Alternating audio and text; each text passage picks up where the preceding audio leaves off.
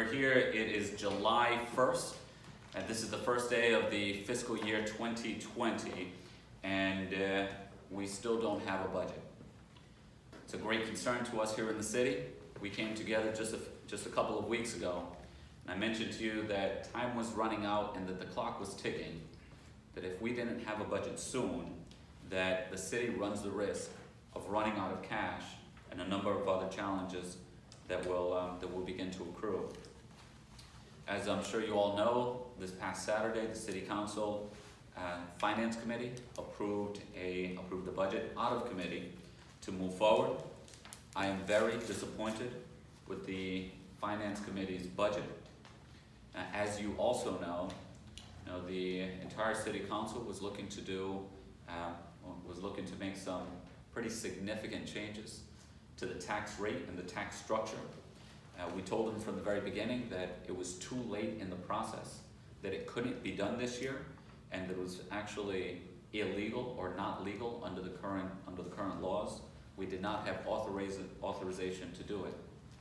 Unfortunately, pursuing that option made us lose anywhere from 2 to 3 weeks in the process, which brings us to this point where we're now into the new fiscal year and we still don't have a budget. Last Wednesday, I was up until about 11:30 p.m. in a meeting with the City Council, negotiating some fine details in the budget. I believe that we started the evening at the 1 yard line and we ended the evening at the 1 inch yard line. Unfortunately, the following day, we did not hear back from council, and the next thing we heard was that the process had broken down. And then on Saturday, the City Council Finance Committee approved a budget based on unilateral changes that were not based on a collaborative process that we had gone through. Again, those changes were made unilaterally by the Finance Committee and the City Council. And these changes resulted in increased positions and also increased expenses to the city budget, along with some very potentially dangerous decisions that the City Council made. So for example, the increased spending creates 14 new positions. So at the same time that the City Council has been talking about being fiscally prudent and cutting costs, they're also proposing unilaterally to create 14 new positions. Also, many of the changes that they unilaterally made are dangerous. As we have told them, both in person and in writing, we have significant challenges when it comes to information technology in the city. Namely, there's a growing and looming threat of around cybersecurity in our city that's already affected places such as Baltimore, Pawtucket, the state of Rhode Island, and many other jurisdictions. However, at this critical time, when we have to be mindful and be on the lookout for cybersecurity threats, the City Council unilaterally chose not to take our recommendations into account. There are literally positions that have gone unfilled for multiple years because of the salary level and our ability to find competent people with the right set of skills that would take them at those salary levels. The City Council's budget, approved out of Finance Committee, does some completely unprecedented things such as create a new line item for general attrition. But what's most concerning about the budget passed out of the Finance Committee is that when we talk about budgets, this should be about a vision for the city, about priorities for the city, and then charting a course for the way forward. Instead, many of these decisions were made by the City Council out of personal spite, done to settle personal scores, namely the reduction in the salary of the Commissioner of Public Safety, Stephen Parry, by about $40,000. They've also picked another individual to settle a personal score with. This is Director Mike McKenna from the Department of Public Works. And I'm hoping that issue has already been resolved. But that was a key issue of contention that the City Council kept coming back to They wanted to eliminate that position because a particular council person has a personal problem with that particular deputy. And again, when we draft a budget, when we approve a budget, it should be about setting a vision and priorities for the city, not settling petty personal scores. And last, the budget that was approved by the Finance Committee of the City Council is also concerning because it's not a balanced budget. By law, the City Council is required to pass a balanced budget. However, the assessor hasn't confirmed the numbers that they're using. To put it plainly, the City Council does not know whether the numbers that they are using are right. I call on the City Council to come to the table, to let's get past that 1-inch line, let's cross the goal line, and negotiate a balanced budget together, the way that we have done in every single year that I have been in office, and I believe that the city has done every single year long into the past. I want to underscore this point once again, that if the budget situation is not resolved and a budget is passed in collaboration between the City Council and the administration, that the city runs the risk of running out of cash. Now, we have done so much over the past several years to make sure that we're balancing our budgets, that we're managing the budgets responsibly, that we're ending the year in surpluses, paying off our deficits, making our yearly payments to the pension fund, and building up a rainy day fund. We have come so far, and this has been recognized by the rating agencies, to the tune that we have seen our credit rating upgraded. As many of you know, we've also gone out to bond $30 million worth in the past month or so. However, now that we have reached July 1st, we must notify the underwriters, and this literally leaves money on the table that the city should be putting towards fixing our infrastructure in our schools and also through our communities. This entire process has already taken too long. It's July 1st, we're in the new fiscal year, and we need the City Council to come to the table. Let's pass a budget that we negotiate and agree to together, and we must do that ASAP.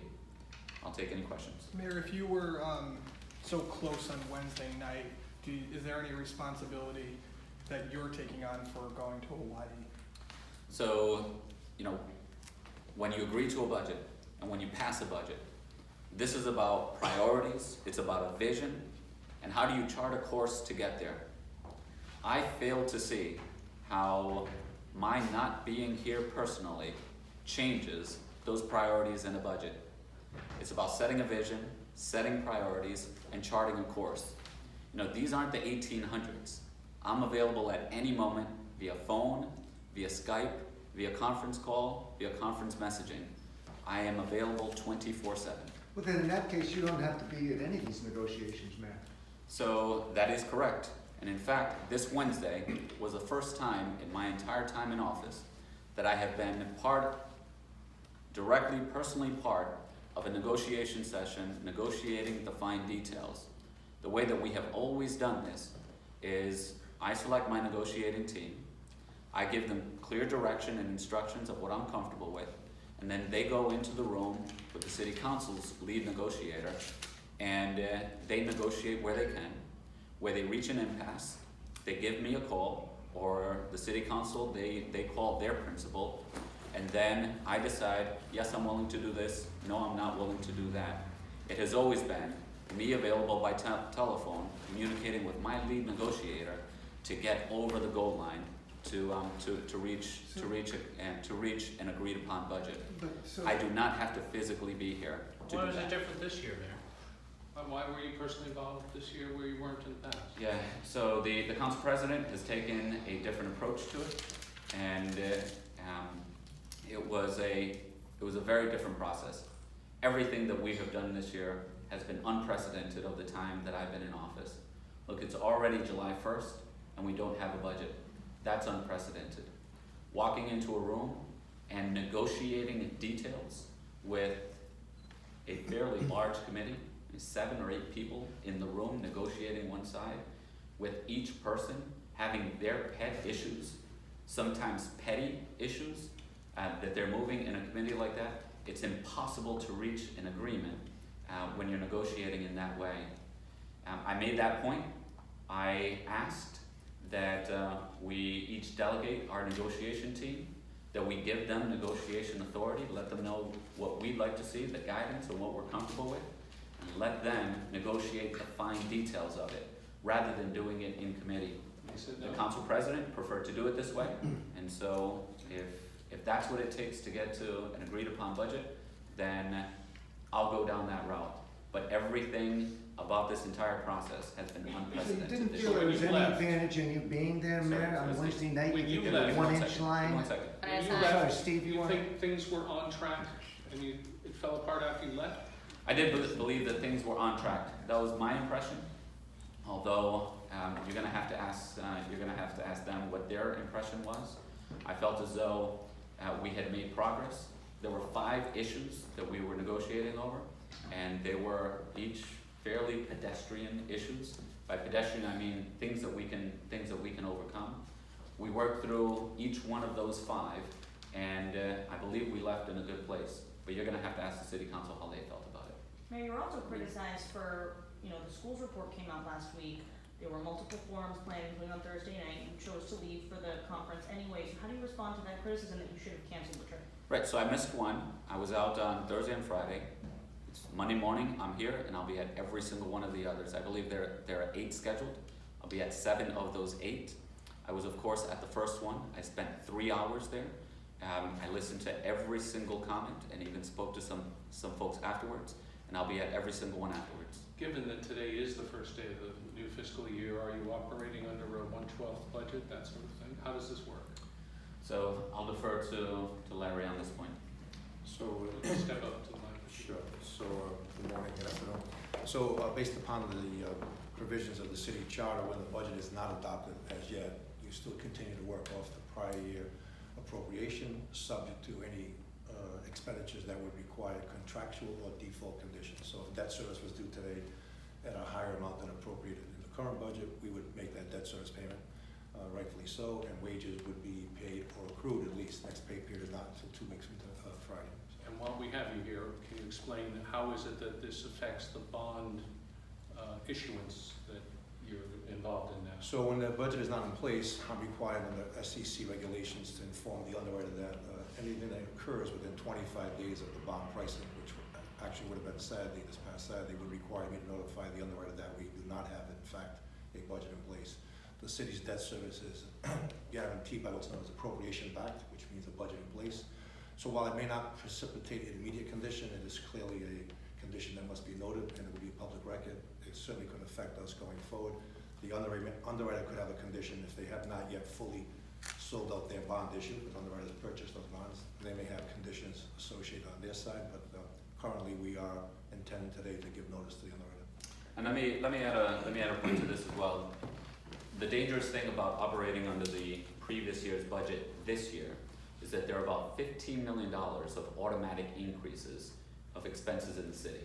So about 7 million of that are increased payments to the pension fund. About 3 million of that is increased medical insurance. 3 million of that is increases to the fire department with the expiration of the SAFER grant, and about $1.5 million of that is an increase in maintenance of effort to our schools. That's $15 million in virtually automatic increases from one day to the next.